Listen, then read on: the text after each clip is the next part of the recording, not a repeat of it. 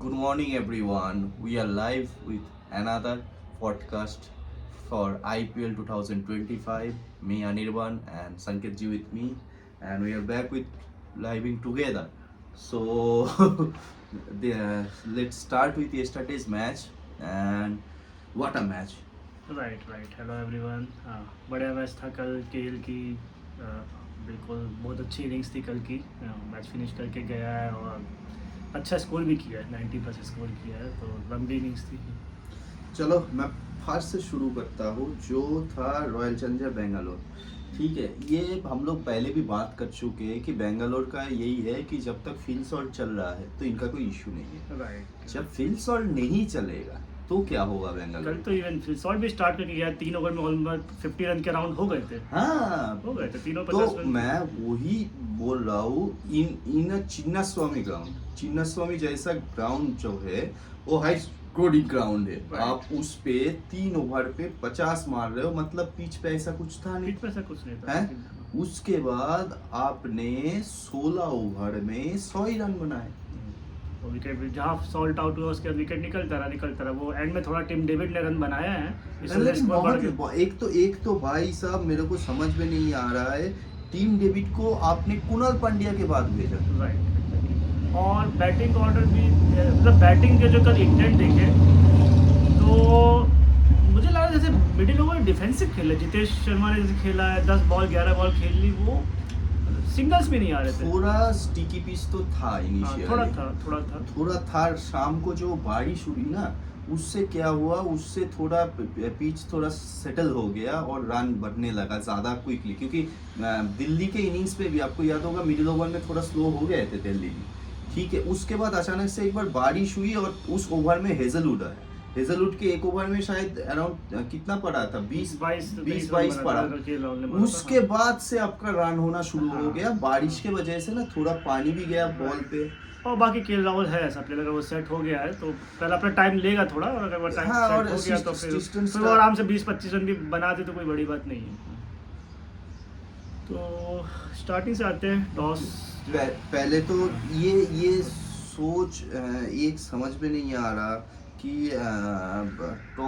चलो ठीक है, दिल्ली ने टॉस जीत के तो पहले बॉलिंग करने का सोचा, दैट्स फाइन। फिल सॉल्ट आए, विराट कोहली उतना तो दिखे नहीं फॉर्म में मेरे को। फिल शॉट के अलावा टीम डेविड ने एंड में रन बना, उसके अलावा कोई भी फॉर्म किसी के रन टीम डेविड तो एक्चुअली टीम डेविड ने बहुत बढ़िया खेला। बहुत बढ़िया खेला। टीम डेविड ने 20 बॉल पे 37 किया है, उस पे 2 चौके 4 छक्के लगाए।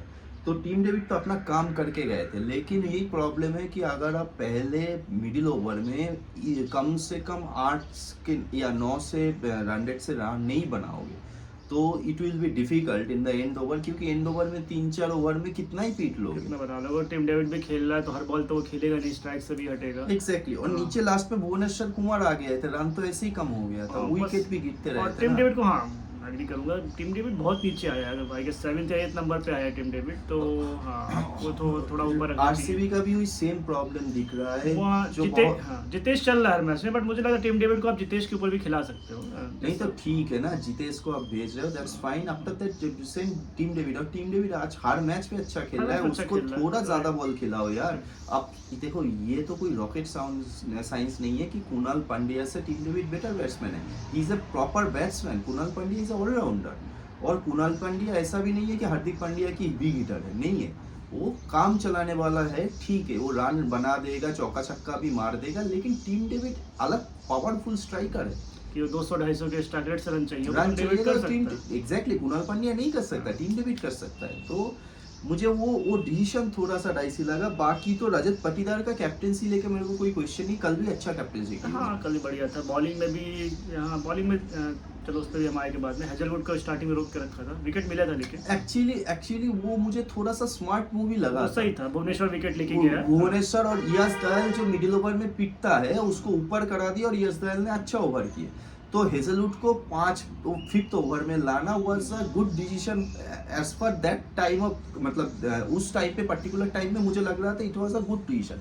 बाद में तो हेजलवुड भी पीटे, कल हेजलवुड भी पीटे, कल मिचेल स्टार्क भी पीटे। मिचेल स्टार्क तो पहले 30 रन दिए भाई एक ओवर में, इतना खाया है। तो वही बात है, पीटना तो सबको है। और ये देखो, ये मैच आरसीबी के लिए हेडेक वो है कि आप चिन्नास्वामी में कैसे जीतोगे।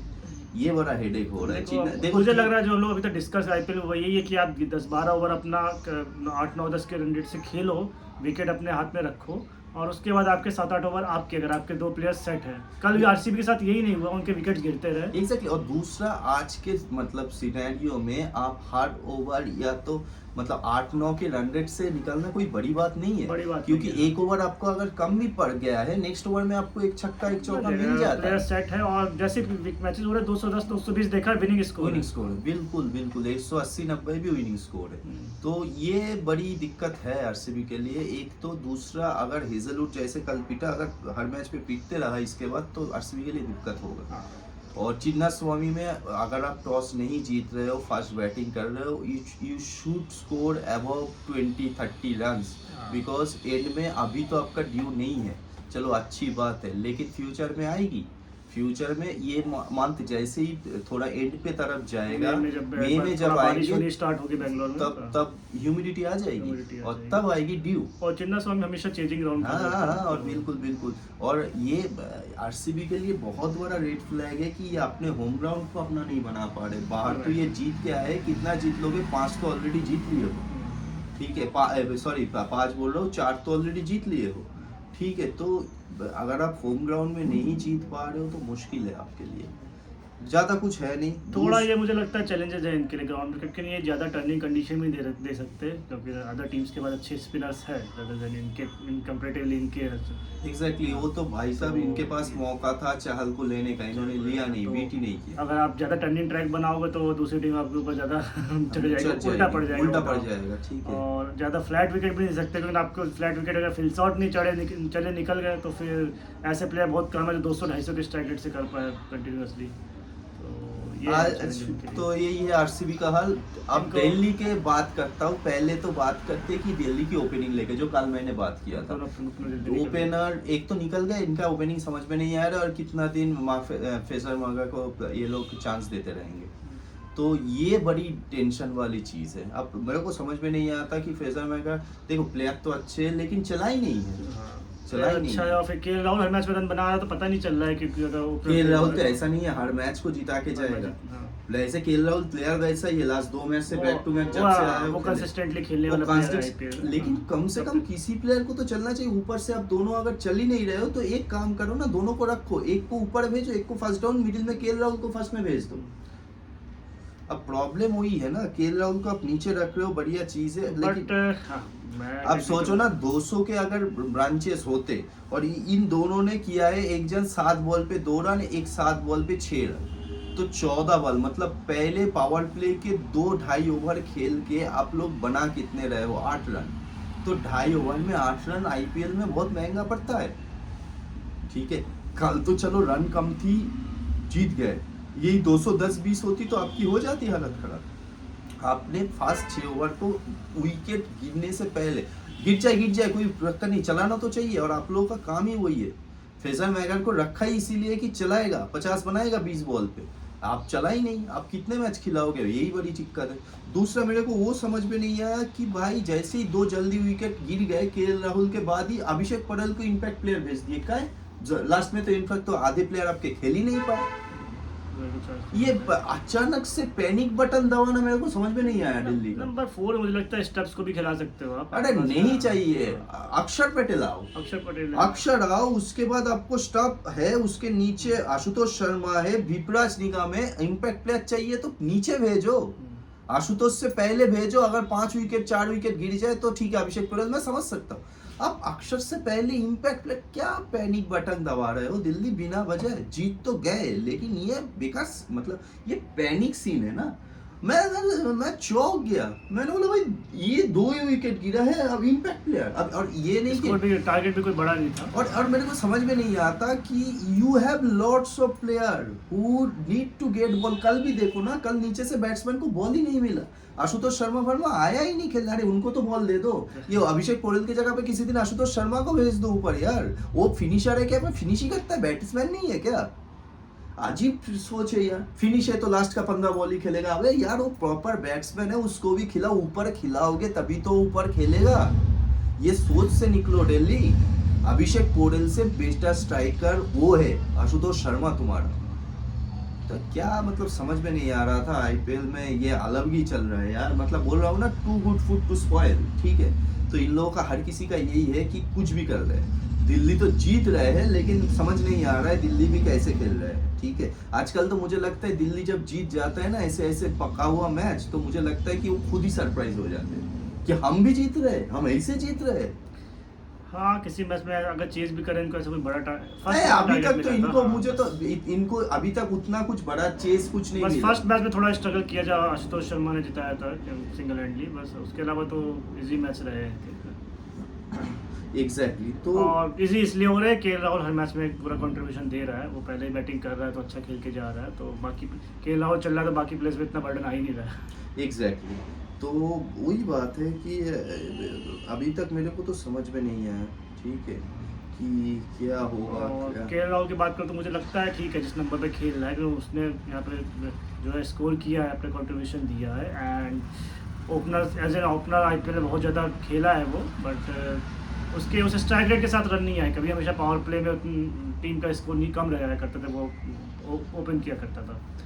तो ठीक है, अगर नंबर 3 नंबर 4 पे के राहुल आ रहा है तो और रन आ रहा है तो कोई प्रॉब्लम नहीं है उसके साथ। एग्जैक्ट नहीं, ठीक है। देखो के राहुल तो वो भरोसे वाला है। कल के राहुल के सेलिब्रेशन देखे, हाँ, वो भाई पहली बार मैंने के राहुल को रिएक्ट करते हुए मुझे देखा। लगता है के राहुल को अब आईपीएल में बहुत अच्छा प्लेयर तो खैर है ही, लेकिन एज ए कैप्टन वो उस पर ज़्यादा प्रेशर दिखता है, उसकी बैटिंग में दिखाई देता है वो कैप्टन। लेकिन भाई मैं तो वही बोल रहा हूँ कि बहुत सारे टीमों ने इस बात तो के राहुल के साथ नाइंसाफी की है, ठीक है।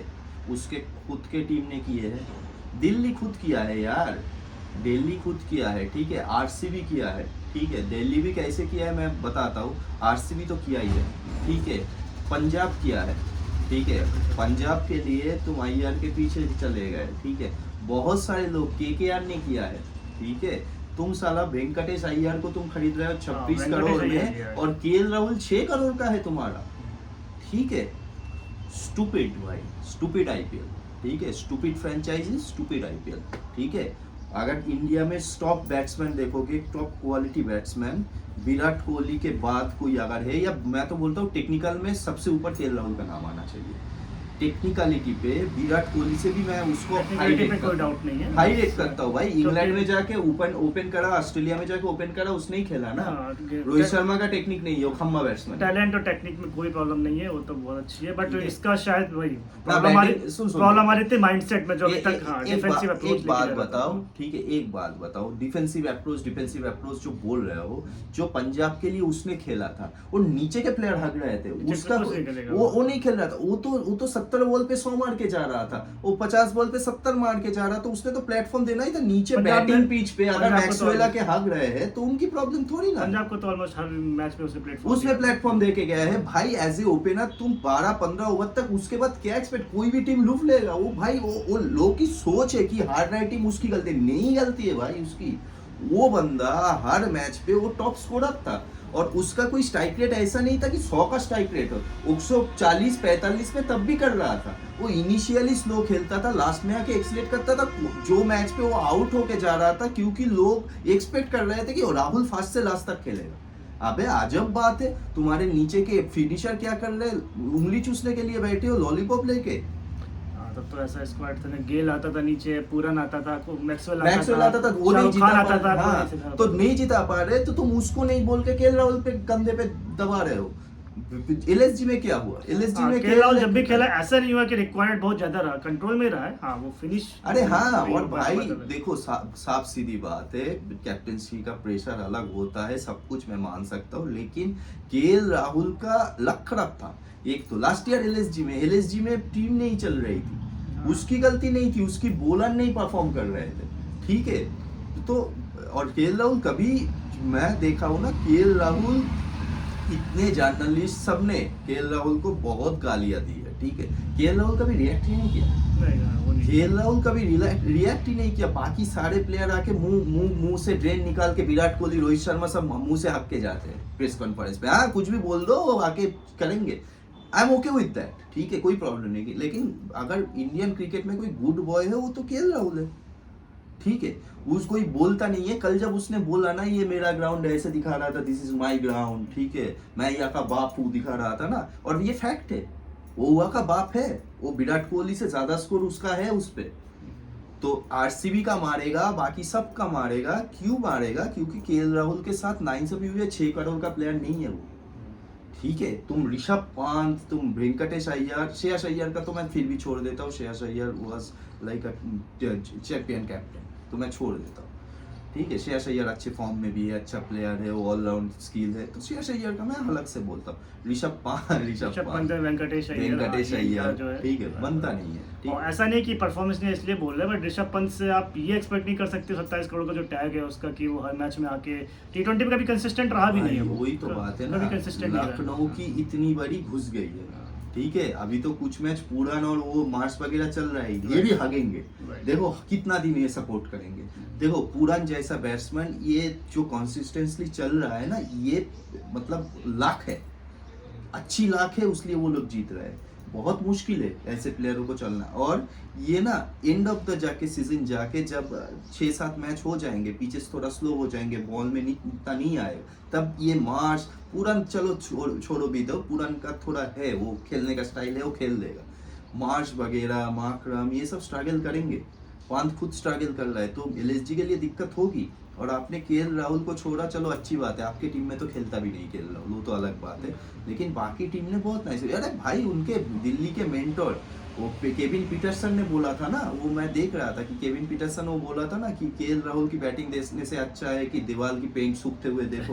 वो ट्विटर में किया था ना, वो तो अभी वो केएल ने ओपन बोला उस दिन, लास्ट में बोला ना कि यू सेड ओनली कि वाचिंग माय मतलब batting is more better than watching a painting drawing on the wall, इसने बोला ना, तो वो शर्मनाक हो गया। अब और फाड़ेगा लोग। बट हाँ, बीच में हो सकता है प्लेयर से बोला फेस था, केएल राहुल जैसा पहले खेल रहा था, स्टार्टिंग में आया था, अब बिल्कुल वही गेम वापस आ गया है। एग्जैक्टली, अरे देखो तो यार, हर बैट्समैन का होता है, टैलेंट की कभी कभी थी नहीं वैसे उसमें। देखो दो चीजें, एक चीज समझनी पड़ेगी कि पंजाब में उसकी रोल ही था एंकरिंग वाला। हाँ। पंजाब में वो जो खेल रहा था अनिल कुंबले के अंडर, पंजाब में उसका रोल ही वो था। मुझे लगता है जब कैप्टन नहीं है तो काफी फ्री होकर खेल रहा है वो हाँ, पहले वो नहीं खेल पा रहा। दूसरा, लखनऊ में वो थोड़ा ज्यादा ही प्रेशर में गया था, और लखनऊ के कैप्टन ने कभी अच्छा नहीं करेंगे, और लखनऊ कभी जीतेगी। और लखनऊ में भी वो बहुत बड़े प्राइस टैग पे गया था। हाँ, नहीं, मैं यही बोल रहा हूँ ना, लखनऊ जैसे टीम ना बहुत मुश्किल से जीतेगी का, मैं तो बोल के रख रहा हूँ। क्यों पता है? वो जो कॉर्पोरेट कल्चर ले आया है ना गोइंका, वो बड़ी गलत है। उसमें ना एडिड प्रेशर, अरे भाई जो 26 करोड़ का टैग ऋषभ पंत में है, उसका खुद को पता है, वो कोई बच्चा प्लेयर नहीं है, वो बहुत बड़ा इंटरनेशनल प्लेयर है। उसने बहुत सारे प्रेशर मैच जिताया है इंडिया को, टेस्ट में हो, T20 वर्ल्ड कप में हो, उसने अच्छा खेला है। तो तुम अगर हर दिन उसके पीछे फाइल लेके बैठे जाओगे कि क्यों रिपोर्ट कंप्लीट नहीं हुआ, तो भाई ऐसे तो प्लेयर, और भाई इससे परफॉर्मेंस आती नहीं, उसको लगता है परफॉर्मेंस आएगी, नहीं आएगी, उससे बहुत खराब होगी। एंड ऑफ द सीजन अगर पंत ऐसे चलता रहा, देखना middle of the season Pant बोलेगा मैं बैठ गया, और ऐसी रेपुटेशन बनेगी तो फ्यूचर में कोई भी एलएसजी कैप्टनसी लेने में वही तो दिक्कत है भाई। अगर पकड़ लो कि कोई कैप्टन बनना नहीं चाहिए, जिसके एलएसजी जिसके लिए बीट लगाएगी कैप्टन के लिए, वो तो पहले ही भाग जाएगा कि भाई नहीं चाहिए हमको पैसे, वो पागल बना देगा बंदा। तो ये रेपुटेशन ऑलरेडी एलएसजी का हो गया है। वो फिर उसका मिड सीजन में डील होगी ट्रांसफर की, जैसे हार्दिक पांड्या की हुई थी। हाँ, वो चला जाएगा किसी जगह पे, ठीक है। वही बोल रहा हूँ ना भाई, ये केएल राहुल की वही है कि मैनेजमेंट बैक की बात है। आपका मैनेजमेंट आपको कैसे देख रहा है, कैसे बैक कर रहा है, उस हिसाब से आपका परफॉर्मेंस एनहांस होता है। अब देखो केएल राहुल, और मैं बोल रहा हूँ ना, ये टर्निंग पॉइंट हो सकता है, दिल्ली चैंपियन भी हो सकता है, फाइनल या सेमीफाइनल तो खेलेगा ही दिल्ली, ठीक है। और हो सकता है कि दिल्ली जीत भी जाए, क्योंकि अक्षर की लत भी चल रही है, ठीक है। और मैं तो खुश होऊंगा अगर मैं देखूंगा दिल्ली वर्सेस पंजाब फाइनल हो, I will be very much happy, ठीक है। आरसीबी नहीं बोलूंगा मैं, आरसीबी खुद के मॉडल से ही अभी आरसीबी के तो 5 होम मैच बचे हुए हैं। यार जिस तरीके से होम मैन की परफॉर्मेंस आ रही है तो अलग ही यही है। तो जो भी है, लेट्स सी। तो एक अभी तो ज्यादा कुछ बोलने लायक है नहीं। आज के मैच है, आज केकेआर के मैच है, आज सीएसके केकेआर के मैच है चेन्नई के ग्राउंड में। दोनों टीम काफी नीचे लगी हुई है, सीएसके ज्यादा ही नीचे है। नहीं, सीएसके फैन के लिए मुस्कुराओ, आप सीएसके में हो, आपके नया कप्तान आए हैं, अनकैप्ड कैप्टन आया है इस बार। आप राइडू कमेंट्री कहाँ से करेगी क्या आज पता, ठीक है। राइडू का ऑर्गेजम बढ़ जाएगा, ओ हाँ कैप्टन आ गए, कुछ नहीं बदलेगा भाई।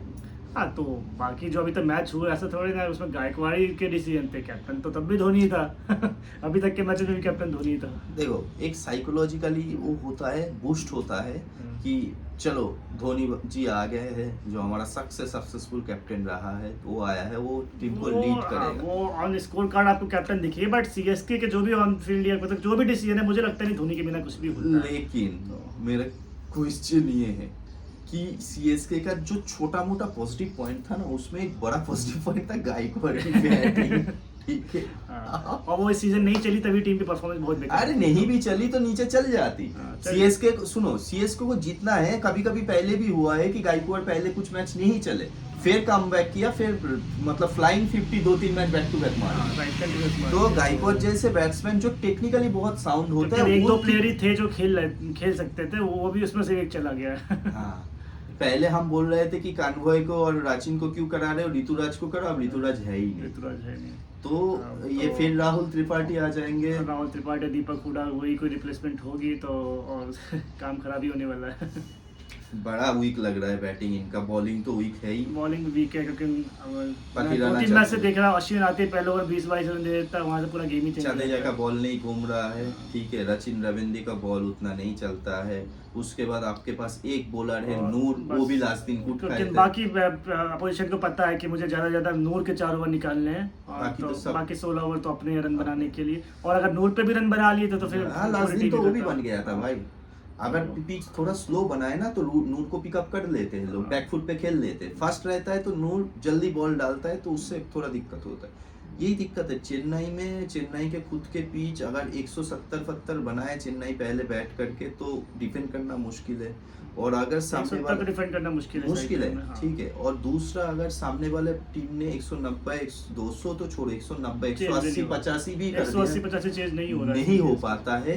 होना होगा तो ऊपर से राचिन रविंद्र और कान्वॉय को जल्दी 10 ओवर में 100-120 बनानी पड़ेगी। इसमें कॉनवे तो लास्ट में ऑलमोस्ट 19th ओवर तक ही खेल के गया, रिटायर्ड आउट होना पड़ा, तो नहीं आ रहे रन। तो जो मुश्किल है के रन नहीं आ रहा, जिसकी कुछ रन बना भी रहा है तो इतना स्लो खेल के इतने कम स्ट्राइक रेट से बना रहा है कि तब तक मैच ही खत्म हो जाता है।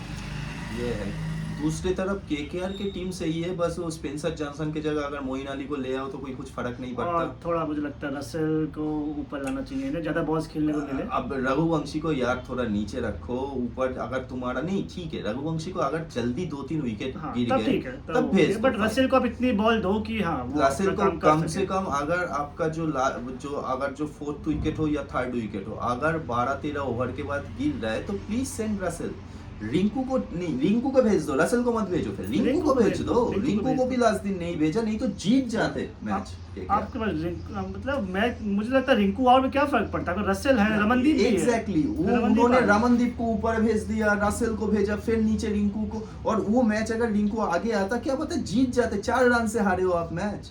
और रिंकू देखो, रिंकू फिट से फॉर्म में आ रहा है ना, उसको बॉल तो मिलनी चाहिए। आप अगर सोचो कि रिंकू फॉर्म में नहीं है, भाई लास्ट मैच पे वो जो मैच पे जो जीता वेंकटेश अय्यर और रिंकू ने तो पार्टनरशिप किया था। नहीं, वो अगर आपने प्लेयर्स को लिया है, एग्री करना पड़ेगा उनको, आपको जो है और ऐसा ट्रस्ट दिखाना पड़ेगा। हाँ, और दूसरा आपके अच्छे प्लेयर है, रिंकू आपका फ्यूचर है और इतना 3 साल से मैच जिता ही रहा है, बहुत मैच जीता है भाई। ये ऐसा नहीं कि 1-2 मैच का प्लेयर है, उसने खेल के प्रूफ किया है कि he can take the pressure. अरे यार वो अफगानिस्तान वाला मैच याद करो ना, जो सारे ऊपर से रोहित शर्मा और रिंकू ने क्या बढ़िया खेला था। तो भाई अगर अफगानिस्तान की वो उतनी बॉलिंग लाइनअप के अगेंस्ट उसने खेल दिया, 4 विकेट निकल गए। हाँ, और आईपीएल में नहीं खेल पाएगा। अफगानिस्तान का T20 बॉलिंग कोई खराब नहीं है, टॉप क्लास बॉलिंग है। तो उसने वो खेल दिया तो आपका आईपीएल नहीं खेल पाएगा। तो भाई थोड़ा भरोसा रखो। और एक चीज अच्छी लगी जो लास्ट दिन वेंकटेश को ऊपर भेजा। हाँ, वेंकटेश को ऊपर भेजो, Venkatesh is in good form. Last दिन भी अच्छा ऊपर ही भेजो। वेंकटेश 15-16 ओवर के बाद भेजोगे तो फिर कोई फायदा नहीं, कोई काम नहीं है उसका।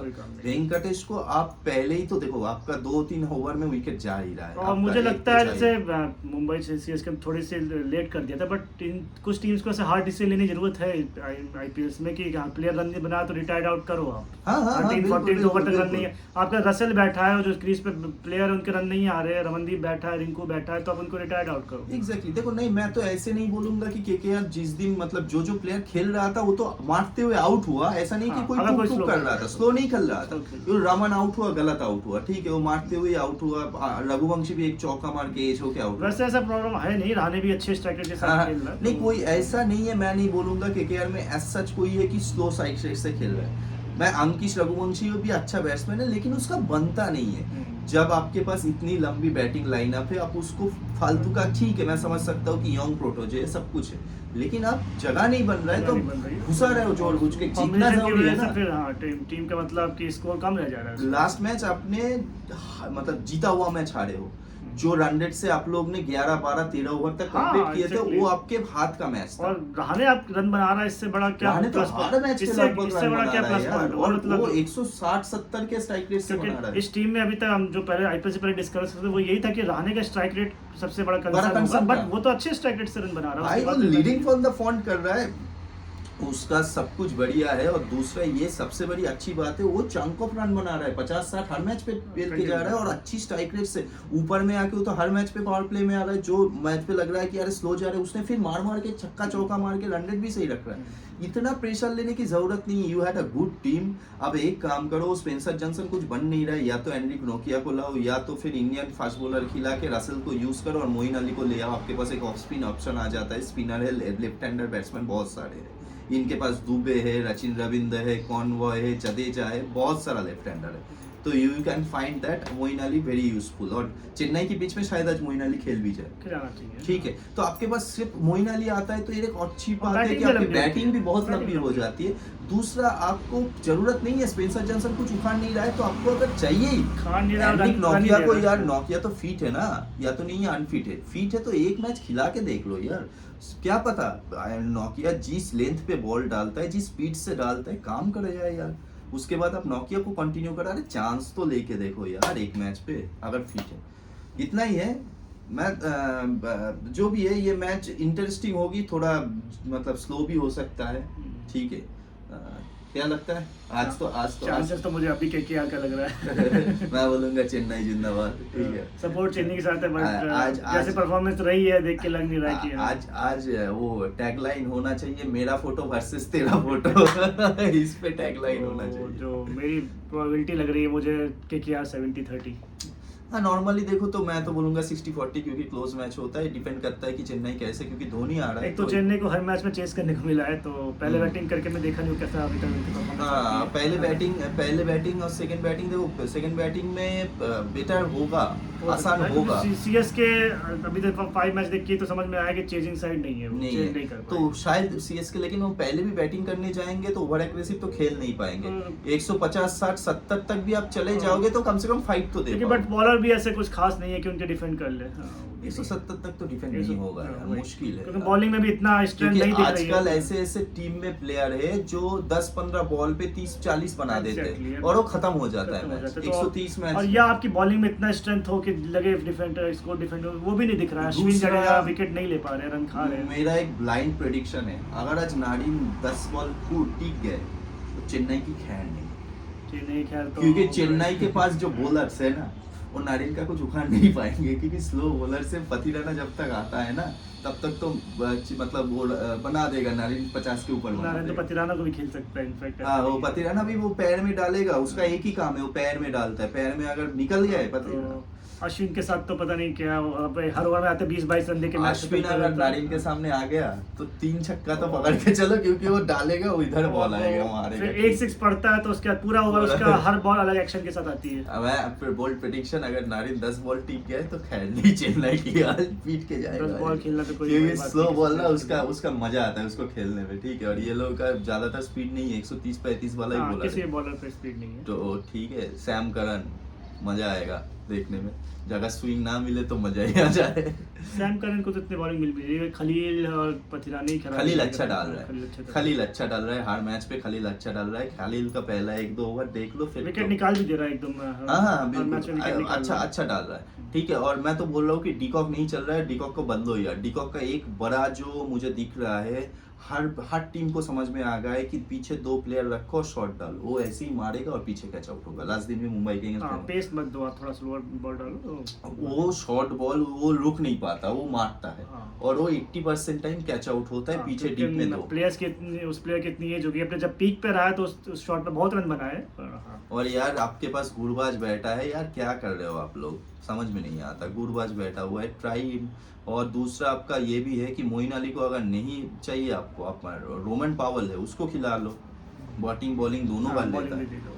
तो वही बात है कि आप अगर सोच रहे हो कि ये हमारे फ्यूचर से रोमन पावल को रसेल के बैकअप ही लिए हो ना, कि रसेल और 1-1.5 साल चलेगा उसके बाद पावल को ले आऊंगा हम लोग, तो भाई उसको कदर करो चीज़ों को। आपने जो स्ट्रेटेजी बना के उस पे बैठे थे, ऑप्शन पे बैठे थे, उस स्ट्रेटेजी को तो बैकअप करो। तो इतना ही है आज के लिए। Thank you guys. If you are watching our video, please like and subscribe the channel, and please let us know in the comment if you like which team you are supporting and who you think will win today. Please like our video and subscribe. Thank you so much. Thank you, मिलते हैं next video next video में मिलते हैं जल्दी।